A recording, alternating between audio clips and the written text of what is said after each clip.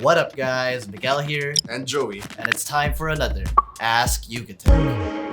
We're not talking anymore. It's like we're So you know how this thing goes. Look for our Ask YugaTech posts in all our forms of social media, or comment your questions in the latest episode so we can check them out and hopefully select them for the following episode. Alright, so some of you guys are asking for shoutouts at the beginning of the episode, so we're gonna shout you guys out right now. Shout out to Nadine, HG, Mary. Shout out to Howard, Isaac. Hi guys, we shouted you out. So And if you want us to give you a shout out in future episodes of Ask YugaTech, just leave a comment down below requesting for a shout out. But also, of course, ask your questions. And on the subject of questions, let's get to our first one from John Ray Felen Hadrake Pacanya.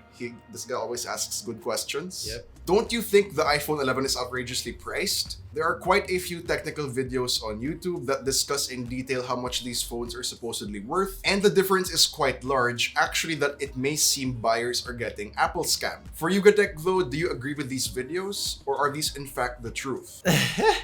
It's a yes and a no. why did you say that? It's a yes because if Apple is like making a significant profit margin off of these phones, like they're not selling them at cost like they did with the iPhone 10, then yes, there is a bit of like room to argue there that yeah, they're overpriced. They're priced higher than they should be. But on the other hand, with a big luxury premium brand like Apple, are you really paying for the hardware? I mean, Exactly. I mean, that's always the case when it comes to Apple products, right? Everyone always says they're overpriced. You know, they look at the paper specs, they compare it to another product out in the market with seemingly better paper specs than the iPhone, and they're like, hey, what the hell, guys? Yeah. Why are you scamming us? But the truth is, I think what they pay for is the ecosystem and the iOS type of stuff, you know? Right? I mean, it is I'm not even gonna take that safe route. I'm just gonna be blunt. You're paying for the brand. exactly. So It's almost like when you buy something from like Gucci, Louis Vuitton, the materials used to make that bag or that pair of shoes doesn't cost that much. You're paying for that name. You're paying for that silver Apple logo. Agreed, and it's been like that for years. So honestly, if you guys wanted Apple prices to go down, stop buying Apple products. Next question from Chad Martinez. I would want my next Android phone to have Android 10 out of the box. Problem is, those already launched at present are flagships and I can't afford one. My question is, are there any mid-range phones available now that is expected to receive Android 10? Shall I buy these now or wait for another mid-range phone that already has Android 10 out of the box? Nokia is on the Android 1 program, Right? so you're gonna get Android Android 10 pretty much very soon. Upper mid-range. If you have the capability to buy one, the Google Pixel 3a is a good choice. Get an older Google Pixel. The Pixel 2 is probably what, mid 20k? or even around 20. Yeah. What about Motorola? Would you recommend Motorola? Motorola is also viable because they're also Android, Android 1. one, Yeah. yeah. But that's more entry level and I think you're looking for mid-range. So I'd probably go with either Nokia or Pixel 3a or an older Pixel.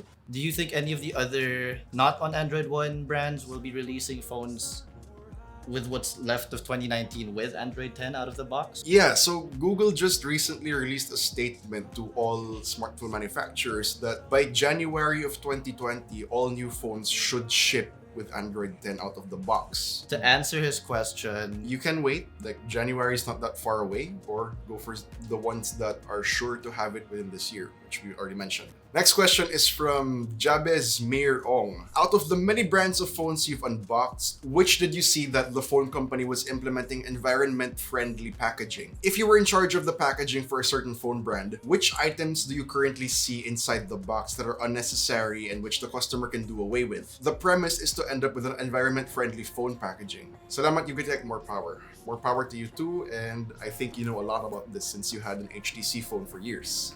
right. And I'm all about saving Mother Earth, you know? We gotta take care of Mother Earth because, you know, the Big Bang! Math, science, history, unraveling the mystery that all started with a Big Bang. Hey! What? Anyway, I don't know. We started from a Big Bang. We were nothing but atoms and cells and molecules in the world, culminating, revolving. Then the Earth was born. You know, we gotta hold up to that origin story.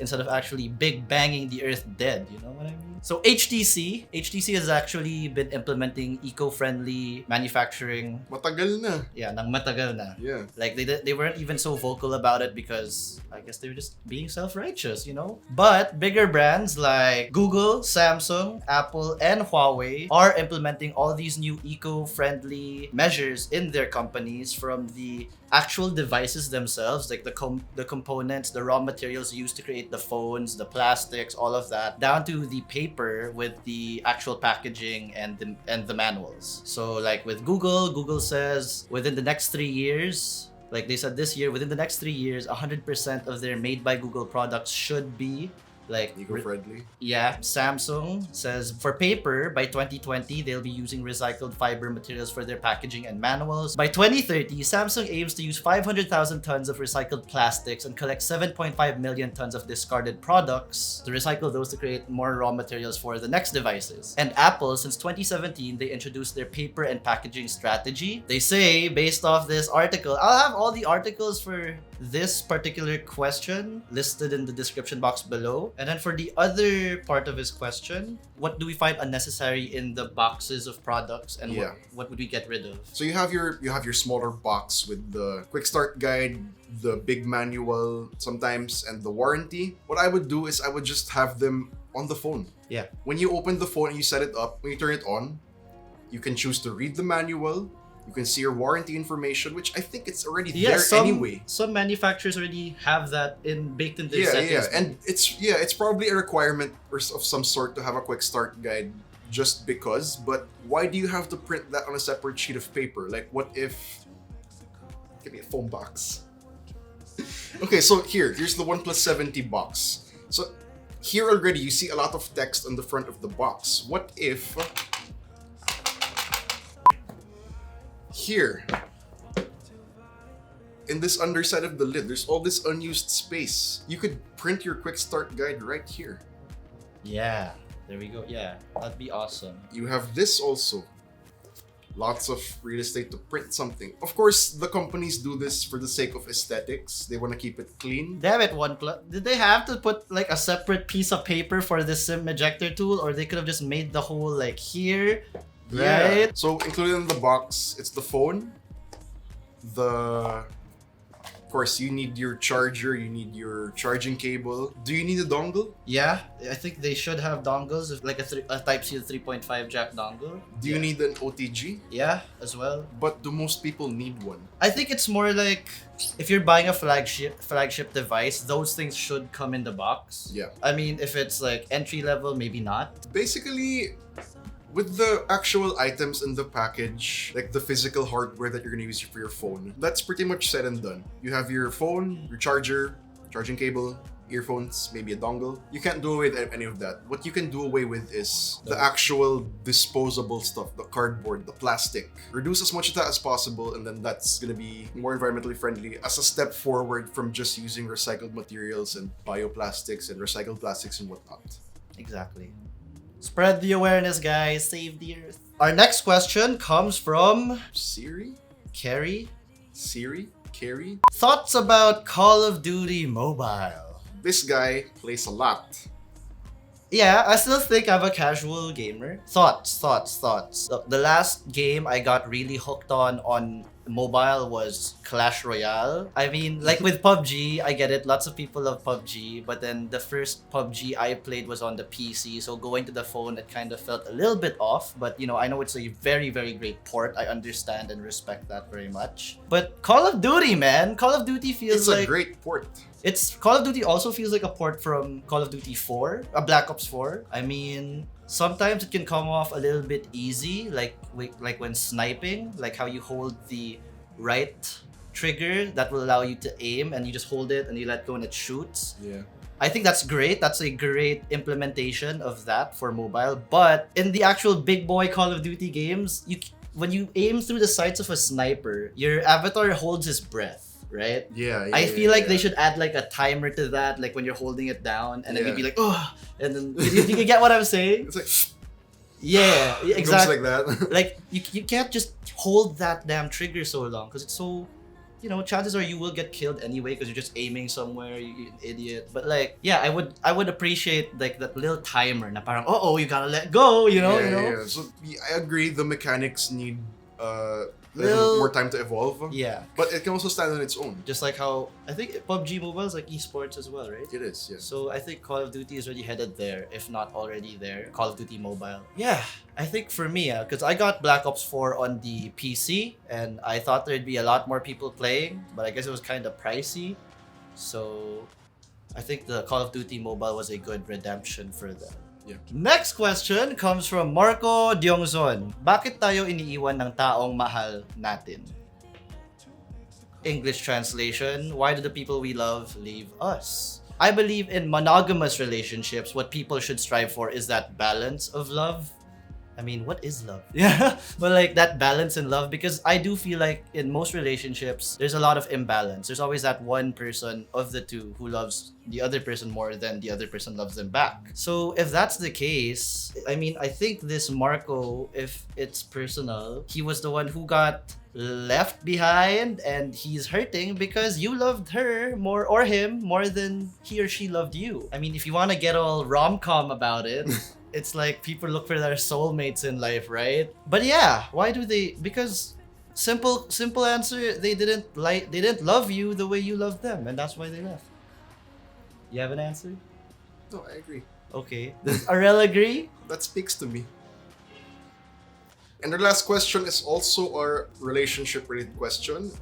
It's from Nevets Amagan. Paano magkajowa? Be joable. Ooh! Promote! Oh, Arel worked on the Joeable movie, if you guys are into that. oh! Shout Let us out! know in the comment section. Shout out to Direct Daryl Yap. Uh, Paano magkajowa? Be yourself, but not just be who you are right now. Be the best version of yourself you can be. Step 2. Don't go looking. Let them find you. Or, no, that's kind of dumb. I mean, It makes sense. It depends. It makes sense. Live your normal life, which assumes that your normal life includes stepping outside your boundaries, stepping outside your comfort zone, because that's really the place where you'll find somebody. Just make sure you know yourself very much, because if you go dating somebody and it's all like, so what are you into, and you're just like, oh, I don't know what I like to do, it's like, it's kind of off. Like, why are you even looking for somebody when you don't even know who you are? And then you might argue, well, maybe Miguel, I'm looking for somebody to be with so I can find who I am. But like, that doesn't make sense. That doesn't add up. You don't. Yeah, sure, you do find some capabilities in yourself by virtue of being with another person, but you don't find your true inner self by being with another person. And that was our last question for this episode of Ask YugaTech. If you have any more... Paano magkajowa? Tinder!